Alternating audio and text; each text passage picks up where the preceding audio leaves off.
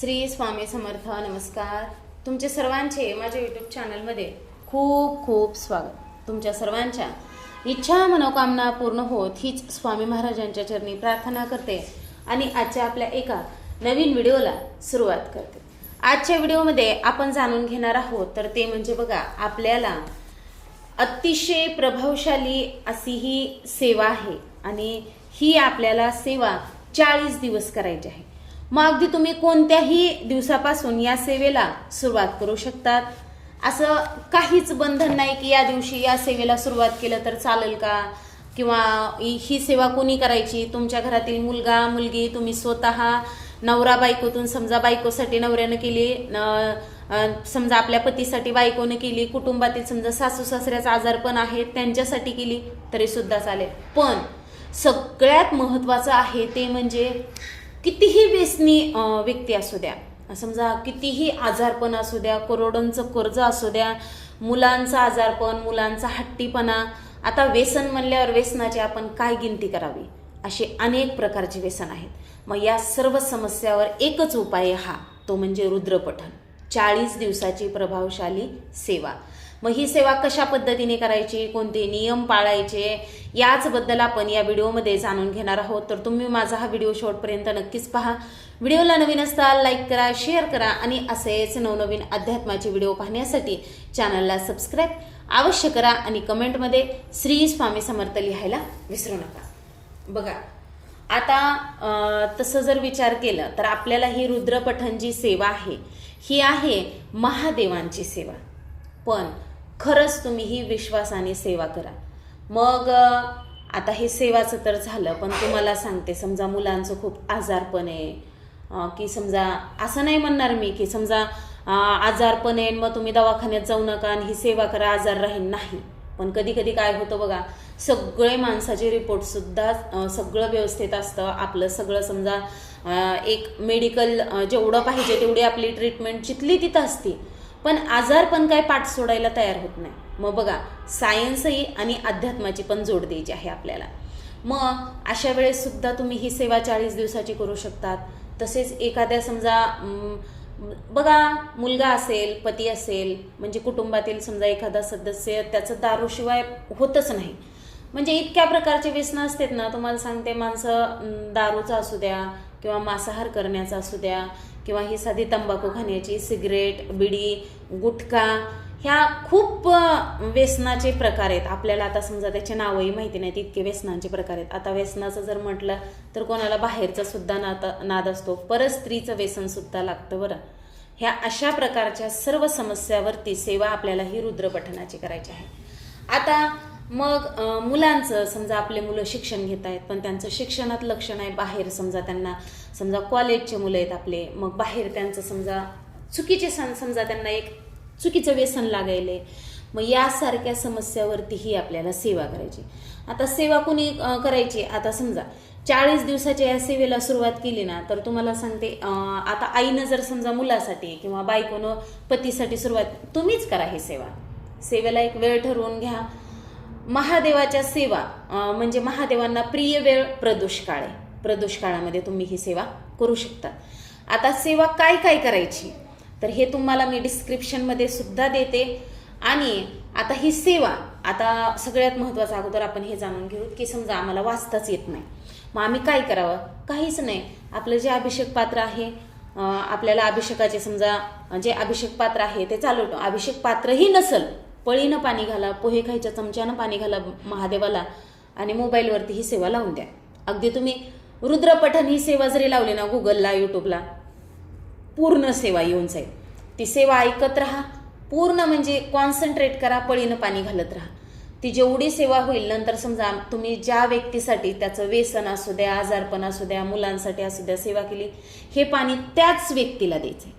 मग आता ती व्यक्ती समजा सहजासहजी समोरून हे पाणी घेणार नाही. समजा आपण त्या व्यक्तीला म्हटलं की मी तुझ्यासाठी ही सेवा केली, हे तीर्थ घे, नाही घेणार, कोणीच घेणार नाही. कारण की बघा, माणसाला चांगल्या सवयी पटकन लागत नाहीत, पण वाईट सवयी एका सेकंदात लागू शकतात. मग अशा वेळेस काय करा, बघा, आता घरातली स्त्री, आपण जेवायला बसलो सायंकाळी, सर्व जेवताना आपण पाणी घेणारच, त्यावेळेस द्या किंवा मग चहामध्ये द्या. आवर्जून तुम्हाला पाणी मागितलंय, समजा आपल्या मुलांना द्यायचंय, मग मुलांना आपण पाणी देता वेळेस तेच पाणी द्या, एका साईडला ठेवा आणि लक्ष करून तेच त्याला पाणी द्या. चालतंय, असं काही नाही की मी चहात देऊ का, ह्याच्यात देऊ का. समजा आपला नवऱ्याने समजा खूप दारू पिले, मग त्याला हे पाणी देऊ का, काही हरकत नाही, द्या. आपण हे व्यसन तर सुटण्यासाठी सेवा चालू केली आहे ना, मग 40 दिवस नित्य नियमानं आपण ज्या व्यक्तीसाठी ही सेवा चालू केली त्यासाठी आपल्याला हे पाणी जे आहे तर ते द्यायचं आहे.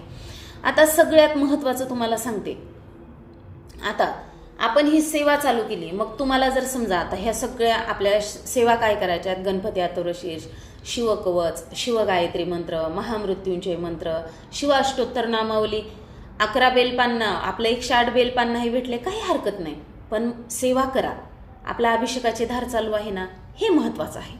मग आता समजा आपल्याला एवढ्या सगळ्या सेवा करायला आता वेळ नाही, समजा लहान मुलं आहेत, समजा घरातले हे व्यसनी व्यक्ती आपल्याला त्रास देत आहेत, मग आपल्याला एवढा वेळ नाही, मग काय करा, शिवमहिम्न स्तोत्र, आपलं जे नित्यसेवेचं पुस्तक आहे ना, किंवा जरी नित्यसेवेच्या पुस्तकामध्ये तुम्हाला जर समजा वाचणं शक्य होत नसेल, मीच आपल्या यूट्यूब चॅनलवरती शिवमहिम्न स्तोत्र व्हिडिओ अपलोड केलेला आहे, तो तुम्ही नक्कीच लावून द्या आणि अभिषेक चालू ठेवा. फक्त शिवमहिम्न स्तोत्र जरी तुम्ही प्राकृतमधलं वाचलं, ऐकलं, तरी सुद्धा रुद्रपठणची सेवा होते. मग फक्त माझं एवढंच म्हणणं राहील की जर तुम्ही 40 दिवस तुम्हाला समजा एवढ्या सगळ्या समजा हे मंत्र हे सेवा करणं होत नसेल, तर 40 दिवस तुम्ही शिवमहिम्न स्तोत्रच कंटिन्यू करा, किंवा मग 40 दिवस गणपती अथर्वशीर्ष, रामरक्षा, महामृत्युंजय मंत्र, तसेच शिवशंकर ध्यान, शिवमहिम्न स्तोत्र, ह्या सर्व सेवा करा, किंवा मग 40 दिवस फक्त शिवमहिम्न स्तोत्राचीच करा.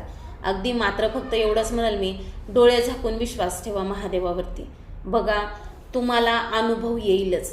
कुणाला वेळ लागेल, कुणाला समजा पूर्ण 40 दिवस होऊस तर वेळ लागेल, कुणाला समजा एक 10 दिवसात अनुभव येईल, कुणाला 15 दिवसात अनुभव येईल.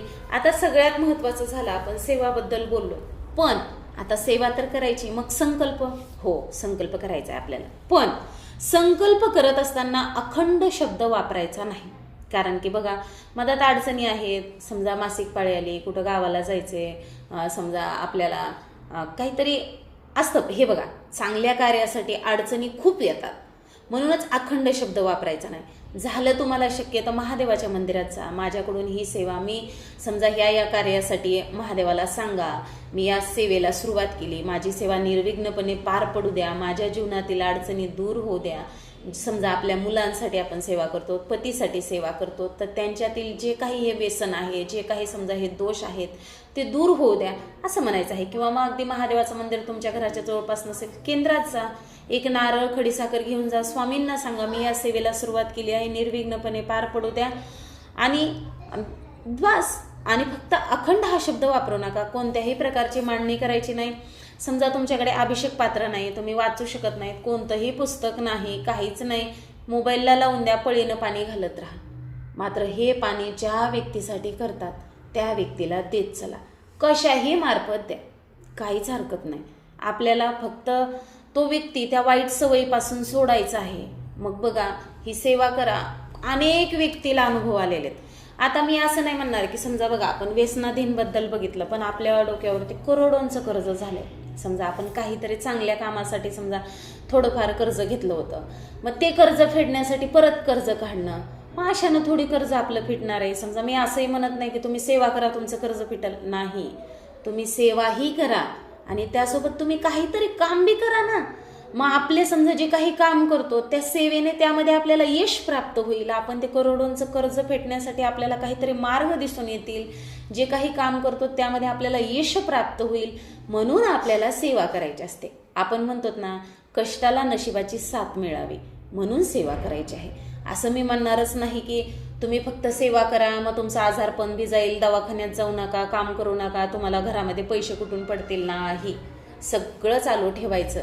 पण बघा आपल्याला सेवा पण चालू ठेवायची आहे, यामुळे आपल्या जीवनातील अडचणी नक्कीच दूर होतात. तुम्हाला मी सांगितलेलं आहे, यासाठी आपल्याला काहीच वेळ लागणार नाही, ना बेलाचं पान ना काहीच. प्रत्येक व्यक्तीच्या घरामध्ये शिवलिंग आहेच, मग आपल्याला सर्व रुद्राध्याय चमक नमक सहित पूर्ण वाचन होत असेल तर करा, किंवा मग अगदी शिवमहिम्न स्त्रोत अगदी तुम्हाला सांगते एक 12-13च मिनटं लागतात बघा. मी व्हिडिओ अपलोड केलेला आहे. परत जर तुमची ताईंची कोणाची इच्छा असेल की समजा आमच्यासाठी तुम्ही परत शिवमहिम्न स्त्रोत व्हिडिओ अपलोड करा, किंवा मग हे पूर्ण रुद्रपठमची सेवा जी आहे तर ते आमच्यासाठी तुम्ही एकदा व्हिडिओ अपलोड करा, तर मी नक्कीच ताई तुमच्यासाठी करेल.